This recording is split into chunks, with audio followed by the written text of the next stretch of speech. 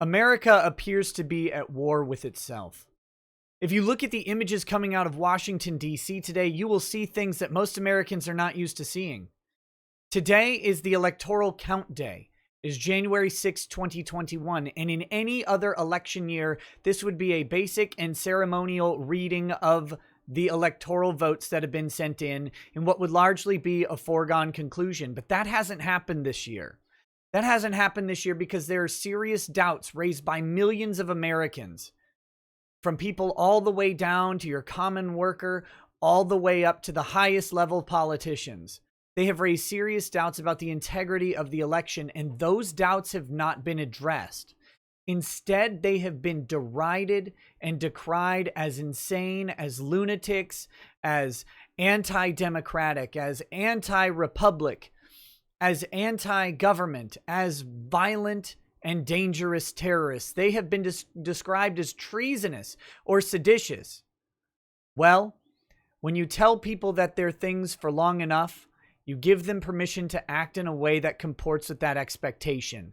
And the blame for this lies squarely at the feet of two major places: the mainstream media, who for years have excused violence coming when it's their politics that are in agreement. Violence that happened on the streets of America across 2020, putting entire cities on lockdowns and curfews for several days or weeks at a time. Burning down local businesses, burning down national chains, burning down police precincts in Minneapolis, attempting to burn down federal courthouses in Portland and Seattle. And a media supporting all of it, downplaying the violence, playing up the idea that this was how democracy was done. But that media didn't want Donald Trump, and they did not want anyone questioning the election of Joe Biden. What they wanted was a peaceful transition, but by peaceful, they never meant peace. They meant subservient. They meant silent.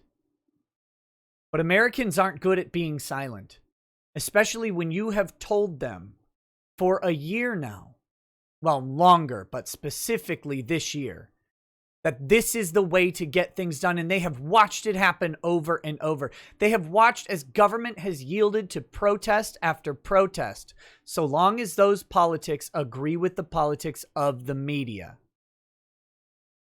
Because the media was silent when they should have said something. But now the tables are turned. And now, on what would otherwise be a ceremonial reading of electoral votes, we have an actual congressional challenge. Now we have hundreds of thousands of people in Washington, D.C., making their voices heard, since they wouldn't be heard by the second major culprit in all of this, and that is the courts. From state courts all the way up to the Supreme Court. They punted and abdicated their responsibility on this. They told people that they did not have legal remedies. They told them, sure, they hid behind things like standing. They hid behind latches. They hid behind mootness and ripeness. They hid behind these legal theories that don't make sense to the average person. In fact, they don't make sense to many attorneys. Not because they don't understand the concepts behind them. Anybody can understand the concept of this lawsuit is filed too late. The question that Americans have is, well, when is the right time to file it? Because when they filed it too early, it was too early. When they filed it during the election, that was not proper either. And when they filed it too late, it was too late. It seems like there was no legal remedy in the courts. When you can't get your justice from the judicial branch, and you can't get your legislators to act, that's you, Republican Senate, when you can't get your legislatures to act in the legislative branch, when the executive branch is basically hamstrung by this election involving them, you have to go to the biggest branch of government, and that is the people. And that's what we're seeing now. We're seeing the people voice their concerns, their rage, their outrage into what they have been told is a democratic process. They have been told that their voices matter and that their voices have been heard. But millions of Americans have been clamoring and crying out for just one court, just one, to examine evidence that they think of improper procedures in America's elections. Just one court.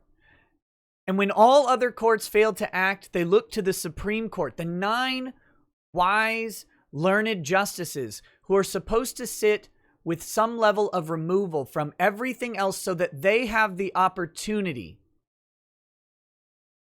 to engage in a way that no other court can, outside of the politics, outside of everything. And they gave an overtly political answer. You will find no justice here. Now people are looking for it in the last place that they have, and that is at the feet of the media and the courts.